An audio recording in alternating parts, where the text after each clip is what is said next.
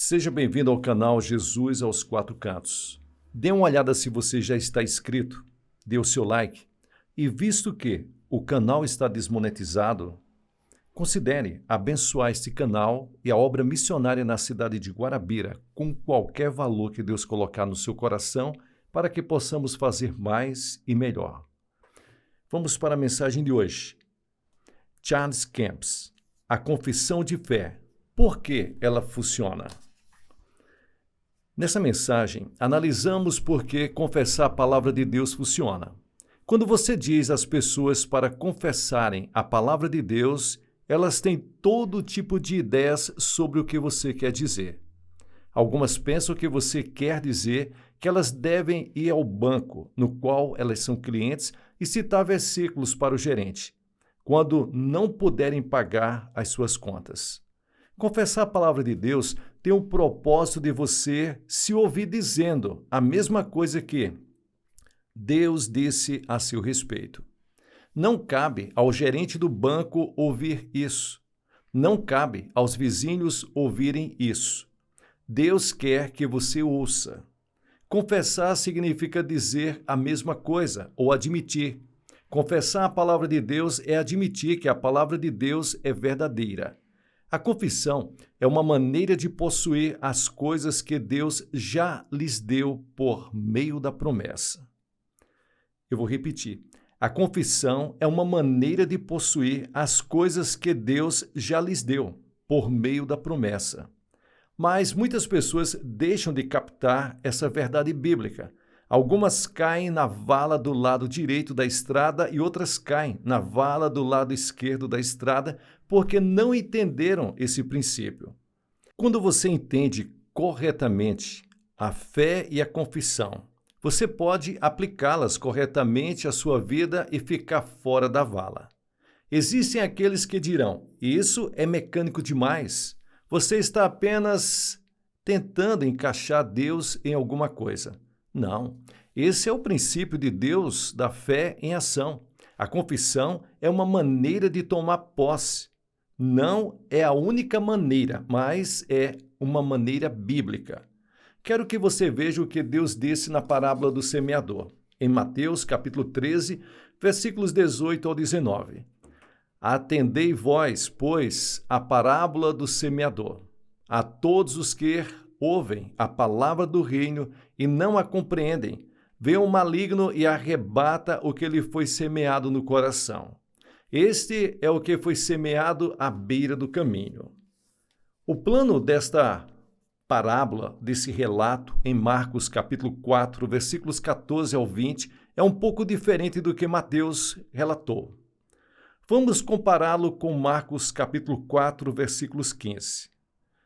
São estes os da beira do caminho, onde a palavra é semeada, e enquanto a ouvem, logo vem Satanás e tira a palavra semeada neles. Marcos diz que, quando a semente da palavra de Deus é semeada no coração, Satanás vem imediatamente e tira a palavra. Se você lesse esse relato e não lesse o de Mateus, pensaria que Satanás poderia roubar a palavra do seu coração a qualquer momento que quisesse. Mas ele não pode. Mateus capítulo 13, versículos 19, afirma: a todos os que ouvem a palavra do reino e não a compreendem. Essa é a razão de ser tão fácil Satanás roubar a palavra de algumas pessoas. Elas a ouviram, mas não a entenderam. Se você entender a palavra de Deus que é semeada, Satanás não pode roubá-la de você. Ela não pode ser tirada de você. Jesus estabeleceu esse ponto com Marta quando ela estava preocupada com Maria, se ela estaria sentada aos pés de Jesus ouvindo a palavra. Respondeu-lhes o Senhor: Marta, Marta, andas inquieta e te preocupas por muitas coisas, entretanto pouco é necessário, ou mesmo uma só. Maria, pois, escolheu a boa parte, e esta não lhe será tirada. Lucas capítulo 10, versículos 41 ao 42. Jesus disse que a palavra que Maria estava recebendo não seria tirada dela por Satanás ou por qualquer um. Isso indica que ela entendeu a palavra que Jesus ensinava. É por esse motivo que ensinar é tão importante. Se ela for ensinada com exatidão, mais pessoas irão entendê-la e impedir que Satanás roube a palavra.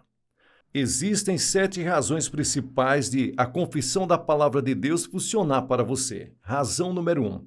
A confissão da palavra de Deus trabalha em seu favor, porque esta é a maneira de você plantar sementes no reino. Disse ainda, o reino de Deus é assim como se um homem lançasse a semente à terra, depois dormisse e se levantasse de noite e de dia, e a semente germinasse e crescesse, não sabendo ele como. Marcos capítulo 4, versículos 26 ao 27. Não é necessário que você entenda completamente tudo sobre o método de Deus. Você pode precisar entender como aplicá-lo. Esse é o princípio de Deus. Então, para colocá-lo em ação na sua vida, você precisa ser obediente à palavra de Deus e fazer o que ele disse para fazer. Guarde firme a sua confissão de fé. Mas, de fato, ajuda quando você pode entendê-la. Estude-a e medite nela. Quanto mais entendimento você tiver da palavra de Deus, mais difícil será Satanás roubá-la de você. Há momentos em que as pessoas ouvem a palavra e a recebem com alegria, mas quando a aflição e a perseguição surgem por causa da palavra, elas se escandalizam. O maior problema é não entendê-la. Semear pelo método do reino trará sucesso em qualquer área. Quando você confessa, declara a palavra de Deus, está plantando sementes. Marcos capítulo 4, versículos 26, diz que o reino de Deus é como se um homem lançasse a semente à terra. Deus não planta semente, o homem faz isso. Deus fornece a semente, mas você precisa plantá-la. Em Marcos capítulo 4 e Mateus capítulo 13, especificamente, a semente é a palavra de Deus. Mas vemos em Mateus capítulo 12, versículos 35, que você também poderia semear as palavras do diabo no seu coração. Sabia disso? Então, o que você confessa é de importância vital para você. Se Deus disse isso, esta é uma verdade estabelecida. Mas essa verdade não se manifestará necessariamente na sua vida, a não ser que a semeie no seu coração.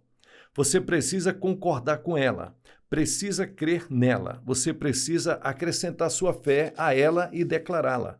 Semear no reino é o trabalho que Deus lhes deu. Veja Lucas, capítulo 17, versículos 5 e 6, e 2 Coríntios, capítulo 4, versículos 13. Ninguém vai fazer isto no seu lugar. Você precisa declarar a palavra de Deus. Então ela se torna uma semente que é plantada no seu coração. A fé opera no coração. A fé não irá operar na sua mente.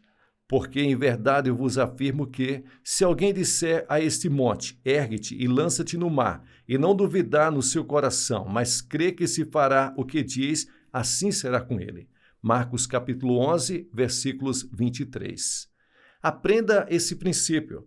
Não é falar somente que causa a manifestação em sua vida. Falar não é um fim em si. Entretanto, falar faz parte do processo que ocasionará a manifestação. Como você poderia ter o que diz se não o disser primeiro? A mente carnal não está sujeita à lei de Deus. Você sabia disso? A cabeça, a mente carnal, é o definidor de alvos, trabalhando a partir das suas palavras. A fé opera no coração. A fé não irá operar na sua mente. Alguns tentam fazer a fé funcionar na cabeça. Isso lhes dará dores de cabeça. Paulo nos dá uma percepção disso em Romanos capítulo 8.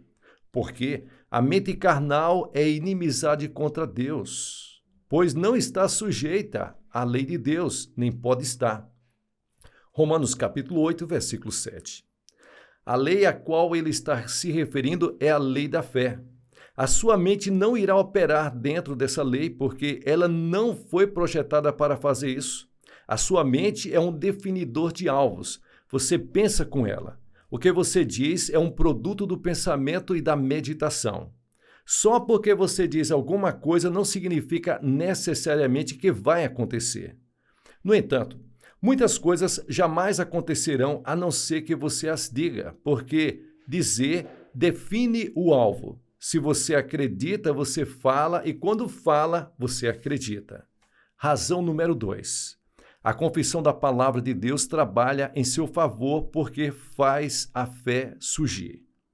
Quando você declara a palavra, define o alvo semeando sementes no reino de Deus no seu interior. Também são as suas palavras que fazem a fé surgir. Romanos capítulo 10, versículos 17. Pode ser em qualquer área, cura física, finanças ou questões espirituais. Fale o que Deus disse a seu respeito para si mesmo, em voz alta.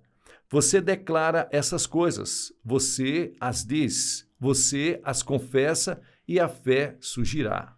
Ora, a fé é a substância das coisas que se esperam, a prova de fatos que não se veem. Hebreus capítulo 11, versículos 1. Então, a fé vem pelo ouvir, e o ouvir pela palavra de Deus. Romanos capítulo 10, versículos 17. Esse versículo não diz que a fé vem por ter ouvido. As pessoas às vezes dizem, bem, eu ouvi isso antes, já ouvi isso diversas vezes. A fé vem por ouvir, e ouvir, e ouvir, e ouvir, e ouvir, e ouvir. Ouvir sempre. É um processo contínuo, mas a fé vem. Essa fé é a substância das coisas. A esperança não tem substância, mas a fé é a substância das coisas que se espera. Mas a esperança é importante, pois sem esperança você não teria nada, nenhum alvo, ao qual a fé pudesse dar substância. Deus honrará as suas promessas, mas você define o alvo. Você planta a semente, você faz a fé vir, declarando a promessa desejada. Você entra em concordância com ela. Faça a sua boca concordar com ela. A fé virá, pois a fé em Deus vem por ouvir o que Deus disse. Por outro lado, a fé no diabo vem por ouvir as palavras do diabo. Se você está sempre ouvindo as palavras do diabo, provavelmente está se perguntando por que não tem nenhuma fé em Deus. Ouvir as palavras do diabo produz medo. A fé é a substância das coisas que se espera ou deseja. Então, o oposto da fé é o medo, que seria a substância das coisas não desejadas. Você só precisa ler o livro de Jó para ver essa verdade sendo manifestada. Jó disse, porque aquilo que temia me sobreveio, e o que eu receava me aconteceu. Jó capítulo 3 e o versículo 25. Jó não temia apenas, estava altamente desenvolvido nisso. Quanto mais desenvolvido você estiver na sua fé ou no seu medo, mais rapidamente a manifestação virá. As palavras que você diz gerarão fé ou medo, dependendo do que você disser. As palavras transmitem fé, mas as palavras também transmitem medo. Se houver medo nas suas palavras, elas transmitirão medo. Se houver fé nas suas palavras, elas transmitem fé. Razão número 3. Confessar a palavra de Deus trabalha em seu favor, porque isso renova a mente para a palavra de Deus. Você pode perceber que a sua mente não nasceu de novo quando você nasceu de novo. Sabia disso? O apóstolo Paulo disse isso da seguinte maneira em Romanos capítulo 12, versículos 2. E não vos conformeis com este século, mas transformai-vos pela renovação da vossa mente. Paulo está escrevendo para cristãos, para a igreja romana. Ele os instruiu acerca de fazer alguma coisa a respeito da mente deles. Não vos conformeis com este século, mas transformai-vos pela renovação da vossa mente. A confissão da palavra de Deus, falando em concordância com o que Deus disse, faz com que a sua mente seja renovada para que você possa pensar como Deus pensa. Isso, por sua vez, fará você falar como Deus. Então, por fim, falar como Deus fala fará você andar como Deus anda, sem medo, sem ansiedade, em vitória em vez de ir em derrota. Se não renovarmos a nossa mente, podemos nos encontrar em uma situação semelhante àquela de Pedro, quando saltou do barco e não estava pronto para andar como Jesus andava. Pedro saiu do barco antes de estar pronto. Ele havia aprendido o discurso certo, mas não a andar da maneira certa. As circunstâncias o abateram. Jesus disse: "Vem", e havia fé suficiente nessa única palavra para fazer Pedro ser capaz de andar sobre as águas. O problema era que a mente dele não havia sido renovada. Ele permitiu que alguma coisa que não tinha nada a ver com o que ele estava fazendo o fizesse duvidar. Pedro saiu do barco e andou sobre as águas, mas ele começou a olhar para as circunstâncias. Ele viu as altas ondas e ouviu o vento tempestuoso. O que isso tinha a ver com o andar sobre as águas? Nada. Pedro permitiu que as circunstâncias que não tinham nada a ver com o andar sobre as águas sugassem a sua fé e começou a afundar. Pense nisso por um instante. Ele nunca havia visto ninguém andar sobre as águas, com exceção de Jesus. Isso foi enquanto o vento estava soprando durante uma tempestade. E Jesus já estava andando sobre as águas. A maneira de Pedro avaliar a situação deveria ter sido algo assim: nunca vi ninguém andar sobre as águas antes. Acho que o único momento em que você pode andar sobre as águas é quando o vento está desencadeando uma tempestade. E Jesus disse: "Vem", mas a mente de Pedro não havia sido renovada. Reparando, porém, na força do vento, teve medo e, começando a submergir, gritou: "Salva-me, Senhor". Mateus capítulo 14 e o versículo 30. Se tiver permissão para correr livremente, o medo fará você afundar sob o peso das circunstâncias. É por isso que a sua mente precisa ser renovada no conhecimento de Deus para que você não coloque as circunstâncias acima da sua palavra. É importante que você renove a sua mente. Faça como o apóstolo Paulo disse aos Colossenses: "Já vos despistes do velho homem com os seus feitos e vos vestistes de novo, com o novo homem que se renova para o conhecimento, segundo a imagem daquele que o criou." Colossenses capítulo 3, versículos 9 ao 10. Razão número 4. Confessar a palavra de Deus trabalha em seu favor porque mantém a resposta diante de você. Se você está sempre diante do problema, declarando-o, orando-o, então você terá fé no problema. Se você está sempre falando do seu problema para os outros, então você realmente tem um problema. Se você for ao Senhor e disser: "Senhor, tenho esse problema e não consigo me livrar dele", ele ficará maior a cada dia. Então, por fim, você terá um grande problema. Tudo o que você está vendo é o problema.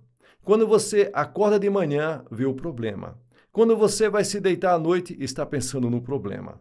Você come, dorme e vive o problema. O problema tem consumido você, o seu tempo, os seus pensamentos, as suas orações. E a fé vem pelo ouvir. Você terá uma grande fé no problema, mas nenhuma fé na resposta. Você trocou as coisas. Mas quando você começa a renovar sua mente e começa a manter a resposta diante de você confessando a palavra de Deus, alguns dirão: "Ah, você está apenas ignorando o problema". Não, pelo contrário, você está fazendo alguma coisa sobre o problema. Quando você for acusado de ignorar o problema, simplesmente cite este versículo. Filipenses capítulo 4, versículos 6 ao 8. "Não andeis ansiosos de coisa alguma, em tudo, porém, sejam conhecidas diante de Deus as vossas petições, pela oração e pela súplica com ações de graças. E a paz de Deus, que excede todo entendimento, guardará o vosso coração e a vossa mente em Cristo Jesus." Finalmente, irmãos, tudo que é verdadeiro, tudo que é respeitável, tudo que é justo, tudo que é puro, tudo que é amável, tudo que é de boa fama, se alguma virtude há e se algum louvor existe, seja isso o que ocupe o vosso pensamento. Paulo começou este último versículo com "finalmente, irmãos".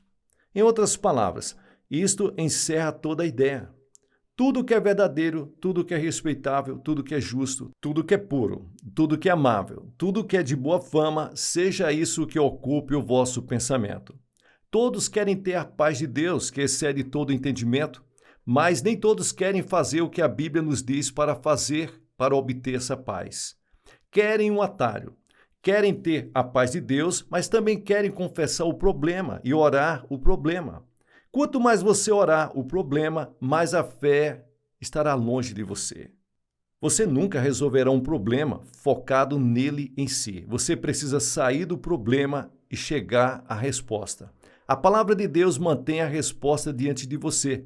A sua atitude mudará. Você se tornará uma pessoa diferente. Mas se você vir o problema, se você acreditar no problema, se você falar sobre o problema, então você acabará sendo o problema. Marcos capítulo 11, versículos 24 diz: Por isso eu vos digo que tudo quanto em oração pedirdes, crede que recebeste, e será assim convosco. Que coisas você terá? As coisas que você pediu em oração. Se você está orando o problema, você terá as coisas que você orou. Você não tem de orar o problema, pois o vosso Pai Celeste sabe que necessitas de todas elas, antes que as peças. Mateus capítulo 6, versículo 8. Em Isaías diz: Desperta-me a memória, entremos juntos em juízo. Apresenta as tuas razões para que possas justificar-te. Isaías 43, versículos 26. Em outras palavras, desperte a memória de Deus sobre o que ele disse. Lembre a ele a sua palavra. Isso não significa que Deus se esqueceu. Você não está fazendo isso em benefício dele. É em seu benefício, porque a fé vem pelo ouvir. Isso não vai tornar a fé de Deus mais forte porque ele ouviu essas coisas. Ele torna a sua fé mais forte e a palavra de Deus não voltará para ele vazia. Se você orar a resposta, a sua fé crescerá enquanto você está orando. Se você orar o problema, os seus medos crescerão enquanto você está orando. Alguns cristãos destroem a sua fé com as suas orações. Essa não é a vontade nem a direção de Deus. A oração não é para a destruição da sua fé.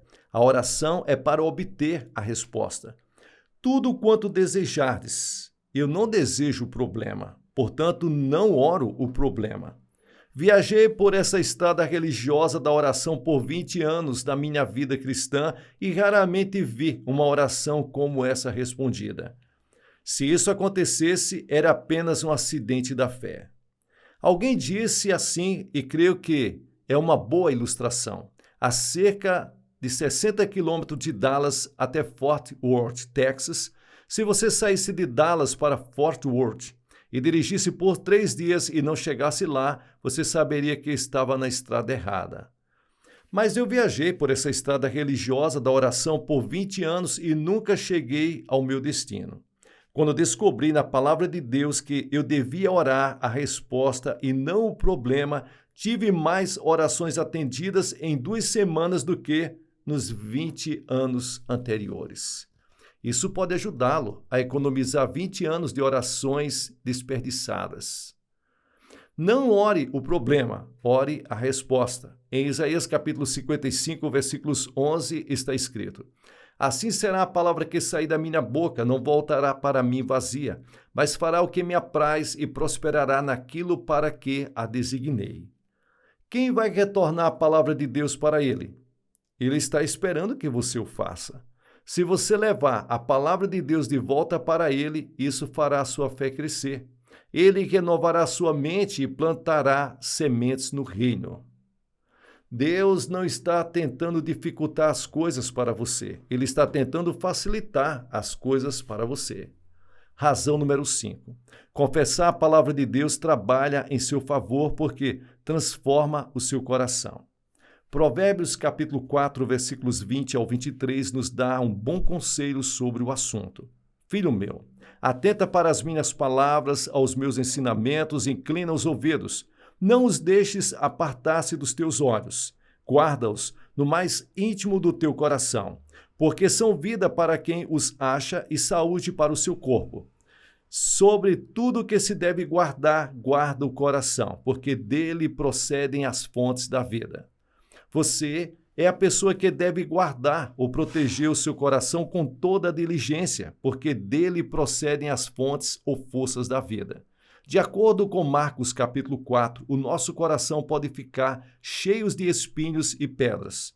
É por isso que é importante que ele seja transformado. O solo tenta com o mesmo empenho fazer uma pedra produzir como faz uma semente. Fornece os mesmos nutrientes a uma pedra que fornece a uma semente, mas a pedra não produzirá porque não há vida nela. As pedras tiram a umidade da semente. A parábola do semeador revela que as sementes que são semeadas em terreno rochoso não produzem. O solo dará o mesmo tempo, espaço, umidade a uma pedra que dá a uma semente, mas não há vida na pedra.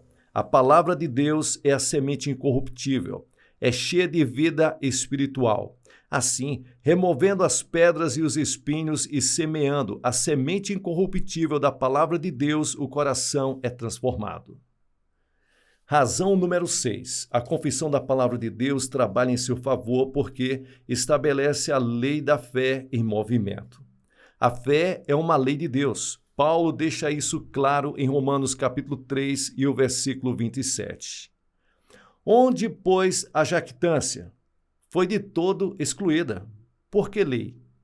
Das obras? Não. Pelo contrário, pela lei da fé.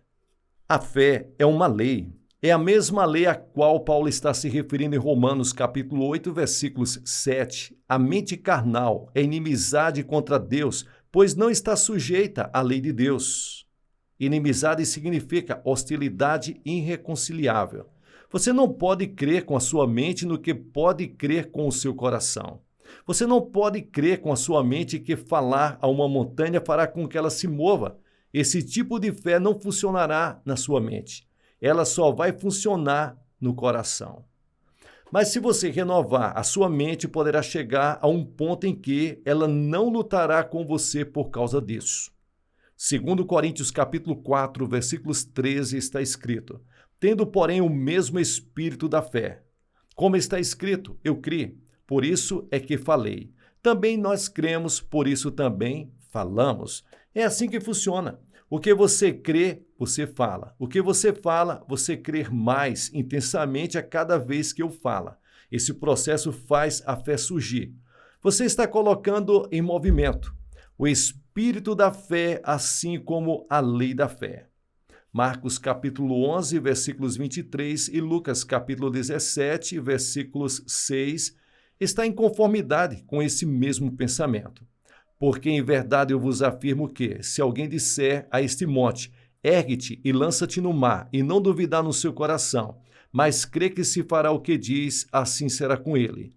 Respondeu-lhes o Senhor: se tiverdes fé como um grão de mostarda, direis a esta amoreira: arranca-te e transplanta-te no mar, e ela vos obedecerá. Tudo isso explica como a lei da fé é ativada. As coisas não vão acontecer só porque você falou. Entretanto, falar faz parte do processo de ativação da fé. É por isso que devemos declarar a palavra de Deus, mesmo quando as circunstâncias externas dizem que essa não é a verdade na dimensão natural. Algumas coisas que são verdade na palavra de Deus deveriam ser verdade em nossa vida. No que diz respeito a Deus, é assim. Ele já disse tudo o que tinha que dizer sobre isso. É uma questão de colocar a fé em ação. Sim, colocar a lei da fé em ação. Às vezes as pessoas dizem: bem, por onde eu começo? Você começa de onde está. Nunca tente começar no nível de outra pessoa. Muitas pessoas têm problemas com a mensagem da fé e da confissão desde o início. Estão tentando começar além do seu nível de desenvolvimento. Isso é como construir um terceiro andar em um terreno baldio. Você precisa começar de onde está. Você pode querer começar confessando que conseguirá uma vaga de estacionamento quando for ao centro da cidade.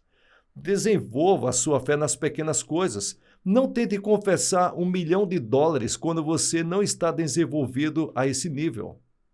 Trabalhe primeiramente nas coisas pequenas. Por fim, chegará ao ponto de poder crer em Deus para fazer coisas maiores.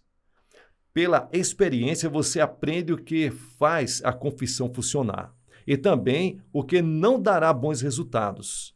Algumas pessoas confessam a palavra de Deus por medo. Isso parece bom. Elas dizem as coisas certas, mas estão fazendo por medo. A sua confissão precisa ser feita por fé. É por isso que você precisa continuar a fazê-la. Você dirá algumas coisas que não acredita quando as disser pela primeira vez, embora saiba que elas estão certas porque estão na Bíblia. Você sabe que a Bíblia é a verdade, mas não é verdade na sua vida. Se você a declarar, confessar e decretar por tempo suficiente, você crerá nela. Pois tudo o que você disser continuamente acabará crendo. Razão número 7. Confessar a palavra de Deus trabalha em seu favor porque coloca os anjos para trabalhar em seu favor. Muitas pessoas nunca perceberam que os anjos estão ouvindo as palavras que dizem. A Bíblia revela em Atos capítulo 7, versículo 53, que a lei foi dada pela disposição dos anjos. Mas Hebreus capítulo 1 coloca os anjos muito perto de nós que a lei. Ora, a qual dos anjos jamais disse: assenta-te à minha direita até que eu ponha os teus inimigos por estrado dos teus pés? Não são todos eles espíritos ministradores enviados para serviço a favor dos que hão de herdar a salvação? Hebreus capítulo 1, versículos 13 e 14. Se você for um herdeiro da salvação, então eles estão aqui para ministrar a seu favor. Os seres sobrenaturais, os anjos, os espíritos ministradores de Deus estão aqui para ministrar a seu favor. Em Apocalipse capítulo 22, o apóstolo João os chama de conservos. Eu, João, sou quem ouviu e viu estas coisas, e quando as ouvi e vi, prostrei-me ante os pés do anjo que me mostrou estas coisas, para adorá-lo. Então ele me disse: vê, não faças isso. Eu sou conservo teu, dos teus irmãos, os profetas, e dos que guardam as palavras deste livro. Adora a Deus. Em outras palavras, não me adore, eu sou seu servo. É hora de entendermos isto com respeito aos anjos. Eles são nossos conservos, conservo teu, dos teus irmãos, os profetas, e dos que guardam as palavras deste livro. Se você está guardando as palavras do livro de Deus, então os anjos são seus servos. Mas os anjos não vão trocar o óleo do seu carro. Não deveria ter de dizer estas coisas, mas é preciso fazer. Do contrário, alguém pegará essa verdade e a levará longe demais. Mas os anjos estão ouvindo o que você diz, porque o que você diz exerce um efeito tremendo sobre o que eles fazem. Deus envia mensagens por meio dos anjos de tempos em tempos. Os anjos são chamados mensageiros, mas às vezes você está dando atribuições a eles. O Salmo 103 nos dá uma maior percepção disso. Nos céus estabeleceu o Senhor o seu trono, e o seu reino domina sobre tudo. Bendizei ao Senhor todos os seus anjos, valorosos em poder, que executais as suas ordens e lhes obedeceis a palavra. Salmo 103, versículos 19 ao 20. Observe que o reino domina sobre tudo. Onde está o reino? O reino está dentro de vós. Lucas capítulo 17, versículos 21. Embora o trono de Deus esteja nos céus, o seu reino domina sobre tudo. Os anjos estão executando as suas ordens. Quais são as ordens de Deus? Davi disse que as palavras de Deus são os seus estatutos e os seus mandamentos. Marcos capítulo 11, versículos 23 diz que se alguém disser a este monte: ergue-te e lança-te no mar, e não duvidar no seu coração, mas crê que se fará o que diz, assim será com ele.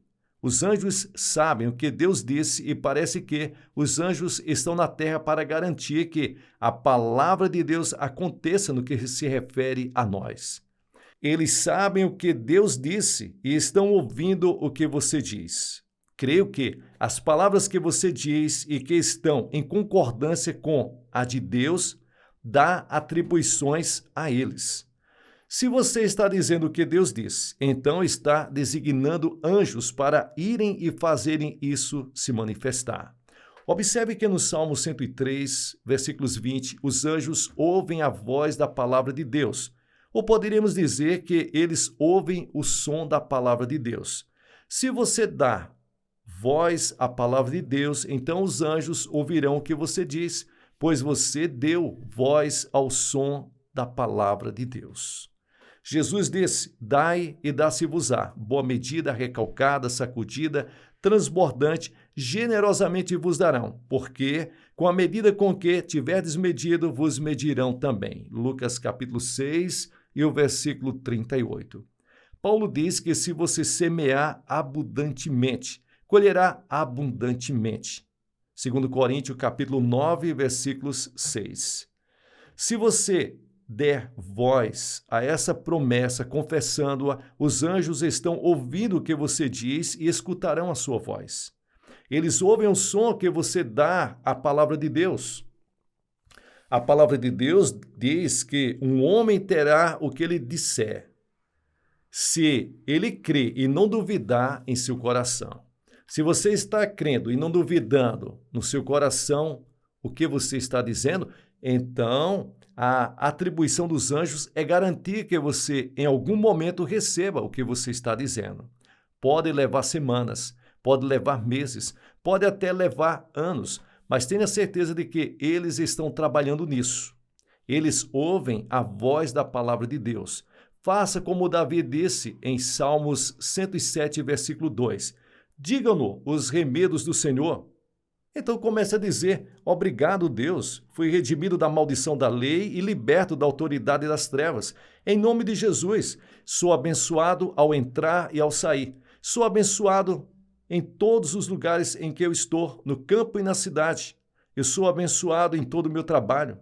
Nenhuma arma forjada contra mim prosperará, mas graças a Deus, tudo o que eu disser prosperará, porque sou como uma árvore plantada junto aos ribeiros de águas.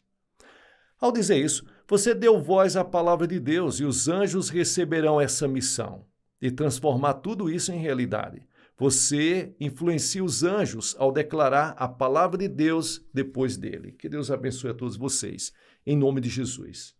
Pessoal, aqui é o pastor Gilson Soares, da Igreja Boas Novas, em Guarabira, fazendo aqui as locuções das mensagens do reverendo Charles Camps. Como você viu, a informação, o conhecimento é muito importante. Compartilhe com outras pessoas, mas, acima de tudo, ouça várias e várias vezes para que você venha captar o que está escrito nessa mensagem, o que está sendo passado. E considere abençoar esse canal com qualquer valor que Deus colocar no seu coração. Como você pode ver, atualmente o canal não está monetizado. Então, a sua contribuição, a sua oferta, o seu dízimo é muito importante para que possamos fazer mais e melhor. E você sabe que é plantando que você vai colher, é dando que você vai receber. É assim que funciona. Essa é a lei dos profetas. Que Deus abençoe. Sucesso na sua caminhada. Foi muito bom compartilhar com vocês.